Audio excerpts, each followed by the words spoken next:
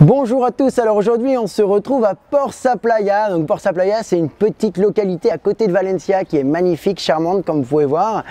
Et on va vous parler de location touristique vs location long terme. C'est un grand débat qui est une question que nous pose chaque investisseur à chaque fois qu'il nous passe un coup de fil. Donc sortez les calculettes les investisseurs, c'est parti, on y va. Alors on va commencer par une mauvaise nouvelle au risque de vous décevoir, malheureusement. Eh oui, les locations touristiques en Espagne et c'est très compliqué.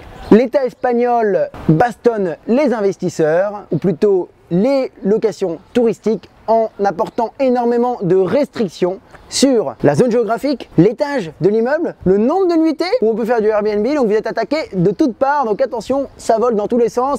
Ça, c'est valable surtout pour les grandes villes. Barcelone, Madrid, Valence, Séville. Les grandes villes, les premières villes espagnoles sont les plus touchées, mais c'est en train de se répandre comme une contagion dans toutes les autres villes espagnoles. Donc si vous voulez faire du Airbnb, concentrez-vous sur les petites villes de province où vous ne serez pas ennuyé. Attention cependant, restez dans la légalité, déclarez vos impôts et renseignez-vous pour savoir si dans la ville où vous voulez faire un Airbnb, il y a besoin d'une licence touristique. Si vous voulez faire de la location long terme, sachez qu'en ce moment en Espagne, on a des excellentes rentabilités. Par exemple à Valence, un appartement que vous pourrez payer 50-60 000 euros, vous l'aurez sans aucun problème, 500 euros par mois. Je vous laisse faire les calculs, 500 x 12, ça fait 6 000 divisé par 60 000, ça fait un 10% de rentabilité brute, c'est pas mauvais. Pour ce qui est des détails de la rentabilité nette, là pour le coup, chaque situation est différente, donc on n'en parlera pas dans cette vidéo. Enfin, si cette rentabilité de 10% brut ne vous satisfait toujours pas, sachez que vous avez une possibilité, c'est la location qu'on appelle moyen terme. Donc c'est-à-dire qu'à partir du moment où on dépasse les 30 jours de location, on n'est plus considéré